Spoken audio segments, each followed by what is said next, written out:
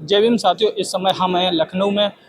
मान्यवर कांसीराम साहब की पुण्यतिथि को लेकर के हम लोग यहाँ की कवरेज करने के लिए पहुँच चुके हैं। देख सकते हैं मेरे जस्ट पीछे मान्यवर कांसीराम साहब और बहन मायावती की विशाल स्टैचू लगी हुई है। और फिलहाल में 9 अक्टूबर को मान्यवर कांसीराम साहब का परिनिर्वाण दिवस है। उसी को लेकर के यहाँ पर काफ़ी लोग कल आ रहे हैं। लगभग में बताई जा रही है लगभग में 15 लाख की यहाँ को मिनिमम भीड़ आ रही है। और कल बहुजन समाज पार्टी की सुप्रीमो बहन मायावती जनता को संबोधित करेंगी।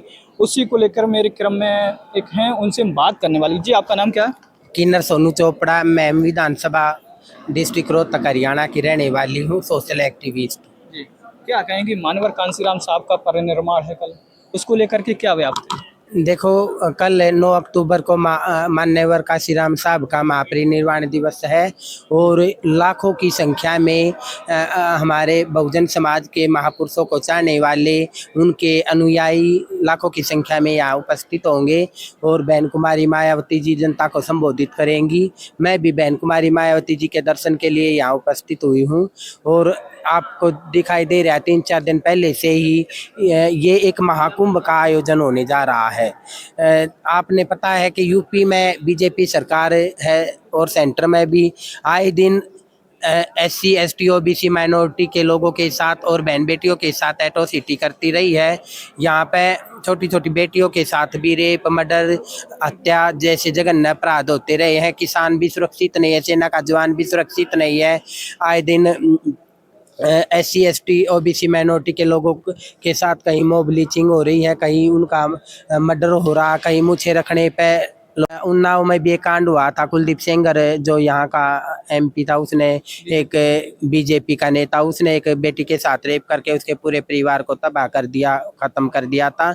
ये ऐसे नेता BJP में भरे हुए हैं। जब और अभी आपने 2-3 दिन पहले की घटना है, CJI गवई साहब पर भी एक मनुवादी RSS का वो वकील ने, वो वकील नहीं है, वो मैं तो उसको आतंकवादी कहूँगी। जब एक कानून का पालन नहीं कर सकता, वो कानून की अवमानना करता है, ऐसे लोगों पर राजद्रोह का मुकदमा दर्ज होना चाहिए, उसको सलाखों के पीछे पहुँचाना चाहिए ताकि कल न किसी की हिम्मत न हो कोई CJI या किसी अन्य जज के साथ मिसबिहेव करे।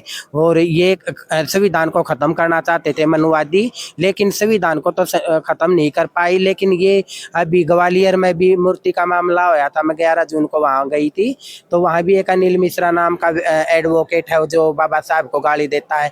मैं उसे कहती हूँ, बेटा तुम्हारी तनियो बाबा साहब की ओढ़ तो कर सकते नहीं, तुम्हारी तनियों का इतनी ना थरे पूर्वजों में तनियों का तो जो हमारे महापुरुषों का सामना कर सको, और ना तुम्हारी तनियों का के हमारे महापुरुषों की बराबरी कर सको। बाबा साहब तो 32 डिग्री 3 भाषाओं का ज्ञान था, दुनिया में सबसे ज़्यादा एजुकेटेड। बाहर विदेशों में भारत को किसी नाम से जानते तो बाबा साहेब अम्बेडकर जी के नाम से जानते हैं।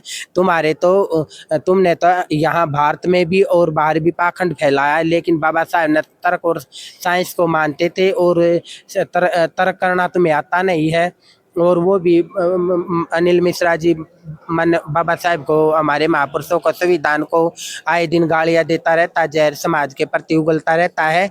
लेकिन मैं तो बहुजन समाज के लोगों से हाथ जोड़कर विनती करूंगी, ऐसे बंदे जब भी आपको कहीं मिले, इनको जूतों से इनका स्वागत करना चाहिए ताकि कल यानी कि कल जो आने वाली पब्लिक है रैली में, वो हरियाणा से कैसे आ रही है? देखो, हरियाणा से बाई ट्रेन आज भी आने लग रही है और मैं तो कल चली थी शाम को, नाइट को, और सुबह मॉर्निंग को 5 बजे के करीब लखनऊ पहुंच गई थी। और मेरे साथ हजारों बंदे हैं और मैं BSP ज्वाइन करूंगी कल। और बहुत खुशी है, बहन जी के पहली बार दर्शन करूंगी और मैंने अपना जीवन समाज को समर्पित कर रखा है। मैं एक 14 साल से बच्चों को फ्री कोचिंग सेंटर चलाती हूँ, जहाँ मेरे हजारों बच्चे गवर्नमेंट जॉब पर लग चुके हैं। और मेरा बड़ा भाई फौजी था, उनका भी मर्डर हो गया था, NSG कमांडो, उनको न्याय नहीं मिला था। तो इसके लिए मैं अपना लॉ में एडमिशन ले रखा है, लॉ करने लग रही हूँ ताकि मुझे कानून की नॉलेज हो।